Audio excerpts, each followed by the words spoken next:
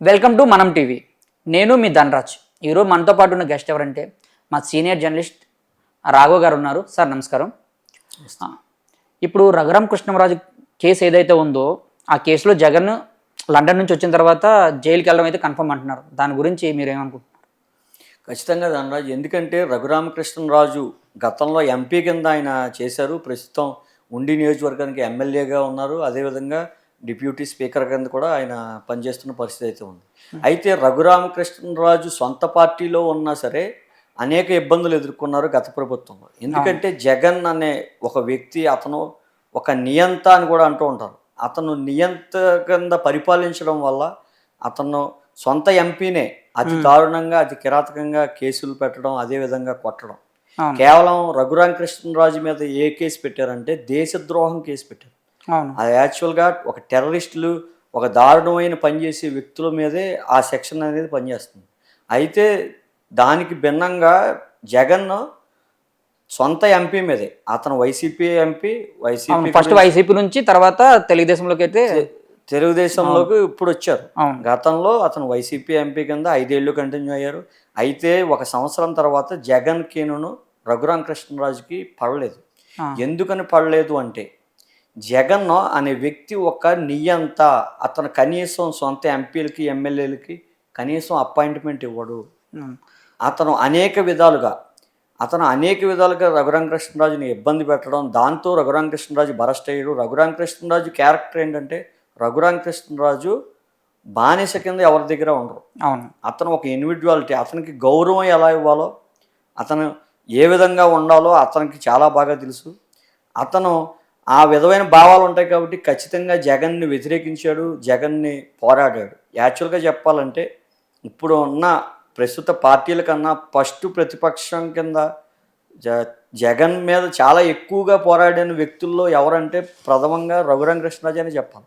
ఎందుకంటే రఘురామకృష్ణరాజు వ్యతిరేకించినట్టుగా జగన్ని ఎవరు కూడా అన్ని మాటలైతే ఎవరు ఇప్పుడు దాకా ఏ రాజకీయ నాయకుడు అన్నారు. అటువంటి రఘురామకృష్ణరాజుని దేశద్రోహం కేసు పెట్టి లోపల పెట్టడం, సిఐడి పోలీసుల చేత కొట్టించడం, ఎవరైతే విజయపాల్ కానీ వీళ్ళందరూ ఎవరైతే ఉన్నారో జగన్ కూడా ఏత్రీకం చేర్చారు. అయితే ఇప్పుడు కేసు నడుస్తుంది.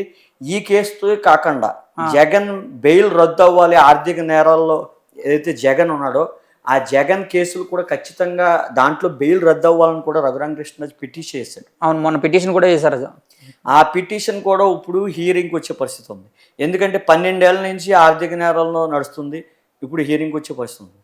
ప్రధానంగా జగన్ ప్రస్తుతం లండన్లో ఉన్నారు. అతని కూతురులతో గడపడం జరుగుతుంది. అయితే అంటే ఇంకొక వార్త ఏమొస్తుందంటే లండన్ తన కూతురు దగ్గర కాదు, తన ఒక బిజినెస్ పర్పస్ గురించి లండన్ వెళ్ళడం అయితే జరిగిందని బయట టాక్ అయితే వస్తుంది. దాని గురించి ఏమైనా మీరు కరెక్ట్ అవ్వచ్చు. ఎందుకంటే గతంలో కూడా జగన్ అనేక సార్లు లండన్ వెళ్ళారు. లండన్ వెళ్ళడం కాకుండా లండన్లో కూతురు ఎలక్షన్ ముందు లండన్ వెళ్ళడం జరిగింది.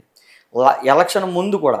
ఎందుకని ఎలక్షన్ తన కూతురు దగ్గరికి వెళ్తానని ఎప్పుడు పిటిషన్ పెడతా ఉంటారు. ఎందుకంటే ఆయన ఖచ్చితంగా పిటిషన్ పెట్టకపోతే ఆయన విదేశాలకు వెళ్ళనివ్వరు, ఫ్లైట్ ఎక్కనివ్వరు. ఎందుకంటే అతను ప్రస్తుతం ఆర్థిక నేరాలు ఎదుర్కొంటున్నాడు కాబట్టి ఖచ్చితంగా అతను అప్పీల్ చేసుకోవాలి. అప్పీల్ చేసి కోర్టు పర్మిషన్ ఇస్తే కానీ విదేశాలకు వెళ్ళే పరిస్థితి ఉండదు. ఇంకొకటి ఏంటంటే సార్, నాకు కోర్టులోనే తనతో పాటు ఒక డిఎస్పీ హోదాలో ఉన్న ఒక వ్యక్తి అయితే వెళ్ళడం అయితే జరుగుతుంది ఎవరైనా సరే. సో తను ఒక డిఎస్పీ భాషను మాత్రమే కావాలని కోరుకున్నారు. ఇంతమంది అంటే కోర్టు 14 రోజులు తీసుకెళ్ళని చెప్తే వాళ్ళు వద్దు, నాకు డిఎస్పీ భాషనే కావాలని అన్నాడు. సో డిఎస్పీ భాషకి జగన్కి ఉన్న సంబంధం ఏమంటారు? ఆ భాష అనే అతను అనంతపురం బెటాలియన్లో అతను బ్యాచ్లో పనిచేశాడు. అనంతపురం అంటే జగన్కి కొంచెం అత్యంత సన్నిహితమైన ప్రాంతాలు ఉంది. జగన్ క్యారెక్టర్ ఏంటంటే అతను ఒక వ్యక్తిని నమ్మితే అతను ఏదైనా చేస్తాడు, ఆ టైప్ మెంటాలిటీ. అందుకని అతను జగన్ అక్కడికి వెళ్ళి గతంలో ఏం చేశాడో ప్రధానంగా అతనికి కూడా తెలిసి ఉండొచ్చు. అతనికి తెలిస్తే ఇప్పుడు కూడా అతన్నే తీసుకెళ్తే అతనికి ఇబ్బంది ఉండకుండా ఉండొచ్చు. గతంలో కూడా ఇదే రకంగా ఆయన అనేక సార్లు లండన్ వెళ్ళి రావడం జరిగింది. అప్పుడు ఏం జరిగిందంటే అప్పుడు వాళ్ళ పిల్లలు ఇక్కడే ఉన్నారు. వాళ్ళ పిల్లలు ఇక్కడే ఉన్నా సరే వాళ్ళు మళ్ళీ ఇక్కడికి వస్తున్న ఎలక్షన్కి రావాలి, వచ్చి ఓటేసారు కూడా. ఆ ఓటేసే ముందు కూడా ఈయన అక్కడికి వెళ్ళి లండన్ వెళ్ళడంతో అందరికీ కొన్ని అనుమానాలు వచ్చి కొంతమంది రకరకాలుగా చెప్తూ ఉంటారు. జగన్ వేరే బ్లాక్ మనీని అక్కడ వైట్ చేసుకోవడానికి వెళ్ళారని రకరకాలుగా మాట్లాడుకుంటూ ఉంటారు. అయితే దాంట్లో నిజం ఏ రకంగా ఉన్నా అతను ఆర్థిక నేరగాడు అని అయితే ఇప్పుడు ప్రస్తుతం కొన్ని కేసుల్లో అయితే కూడా అతను ముద్దాయిగా ఉండడం జరిగింది. ఆర్థిక నేరాల్లో అతను ఆల్రెడీ జైలుకి వెళ్ళడం జరిగింది. 16 నెలలు జైల్లో ఉండడం జరిగింది. జైలు శిక్ష అని అనలేం కానీ జైల్లో ఉండడం జరిగింది. అదేవిధంగా బయటికి రావడం జరిగింది. అదే ఇంకొక ఏంటంటే 12 ఏళ్ళు ఒక్క మనిషికి బెయిల్ రావడం ఎంతవరకు కరెక్ట్ సార్? అది అంటే 12 ఏళ్ళ నుంచి జగన్ గారు అయితే ఎవరైతే ఉన్నారో జగన్ అనే వ్యక్తికి అతనికి 12 ఏళ్ళ నుంచి అలా బెయిల్ వస్తూనే ఉంది.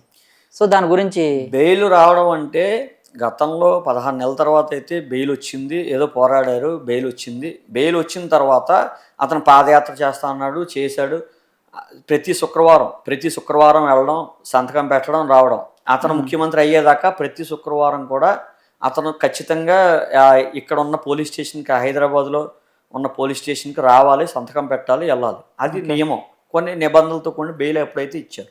అయితే తర్వాత సీఎం అయిన తర్వాత కూడా అతను నేను సీఎంని, నాకు ఖాళీ లేదు, నాకు ఖాళీ ఉండదు కాబట్టి నాకు ఖచ్చితంగా బెయిల్ కావాలంటే ఇంకొక 5 ఏళ్ళు డ్రాగ్ చేసుకుంటూ వచ్చారు. అయితే ఈసారి అయితే తిప్పలు తప్పు అనే చెప్పాలి జగన్కి. ఎందుకంటే ఇప్పుడు అన్ని ఆప్షన్లు అయిపోయినాయి. అవును, సీఎం పదవి కూడా లేదు, ఇంకే ఆప్షన్ లేదు. అదొకటి. ఇంకోటి ఇంట్లోనే చిచ్చు పెట్టడం, అటు తల్లి కానీ చెల్లి కానీ వ్యతిరేకించడం తీవ్ర స్థాయిలో. అదే షర్మిల అయితే డైరెక్ట్గానే నానా రకాల మాటలు మాట్లాడడం.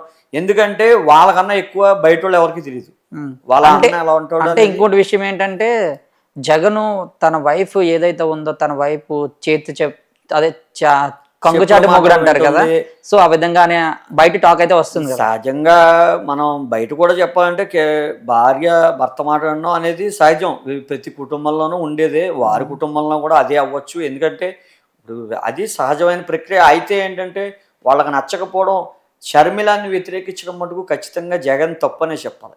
ఎందుకంటే పార్టీకి కష్ట సమయాల్లో షర్మిల పాల్గొంది. జైల్లో ఉన్నప్పుడు పాదయాత్ర కూడా చేయడం అయితే జరిగింది. ఎందుకంటే 16 నెలలు జైల్లో ఉంటే పాదయాత్ర చేసింది అనేటువంటి కనీసం చిన్న పదవి కూడా ఇవ్వాలి, కనీసం ఎమ్మెల్సీ కూడా ఇవ్వాలి, రాజకీయాల్లోకి రానివ్వాలి. ఎందుకంటే వారసత్వం అటు వెళ్ళిపోతుంది. వారసత్వం వెళ్ళిపోతే మళ్ళీ ముఖ్యమంత్రికి పోటీ వస్తుంది. మళ్ళీ నాకు పోటీ ఎవరు ఉండకూడదు. అదేవిధంగా సాక్షి ఉంది, సాక్షిలో షర్మిలకు బాగా ఉందని చెప్తుంది, సాక్షిలో కూడా ఎవరిని రానివ్వకూడదు. ఇలాగ రకరకాల వాళ్ళకి నడుస్తూ ఉన్నాయి. దానికి తోడు వివేకానంద సొంత బాబాయిని హత్య చేశారు. సొంత బాబాయిని హత్య చేస్తే అవినాష్ రెడ్డి ఉన్నాడు. అవినాష్ రెడ్డి పేరు వస్తుంది. అవినాష్ రెడ్డి పేరు వస్తే అటు తిరిగి వాళ్ళ కుటుంబ సభ్యులైన షర్మిల చెప్తుంది, సునీత ఎవరైతే వివేకానంద రెడ్డి కూతురు ఉందో సునీత కూడా మాట్లాడడం జరుగుతుంది. ఎందుకంటే ఖచ్చితంగా అవినాష్ రెడ్డి వీళ్ళే ఉన్నారు వెనకాల అని ఆరోపించడం జరుగుతుంది. అది ఇంకా కేసు రన్ అవుతుంది, అది ఇంకా బయటకు రాలేదు. 5 ఏళ్ళు తన సొంత అన్నయ్య ఉండి ఇప్పుడు అయితే ఒక కన్ను పొడుచుకోవచ్చా అని జగన్మోహన్ రెడ్డి చెప్పడం జరిగింది. అవినాష్ రెడ్డి ఎందుకు చేస్తాడో అది కరెక్ట్ కాదని.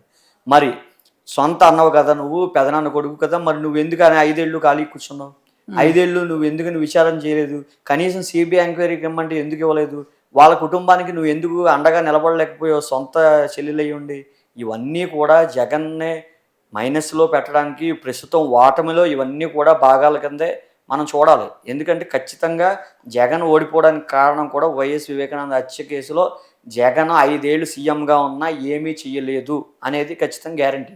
2, షర్మిల కనీసం ఒక పోస్ట్ ఇవ్వాల, ఒక పదవి ఇవ్వాల, సీఎంకి పోటీ వస్తుందని.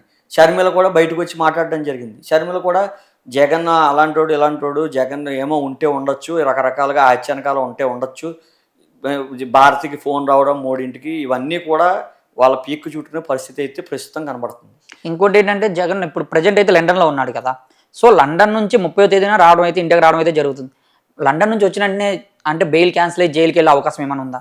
ఖచ్చితంగా ఉండొచ్చు. ఎందుకంటే ఇప్పుడు పదవి కోల్పోయారు, అన్నీ కోల్పోయారు. ప్రస్తుతానికి ఖాళీ సీఎం పదవి అడ్డు పెట్టుకుని మళ్ళీ నేను సీఎం కాబట్టి నేను జైలుకి రాను, నేను సీఎం కాబట్టి నాకు బెయిల్ కావాలి అనే అవకాశం అయితే ప్రస్తుతానికి జగన్కి లేదు.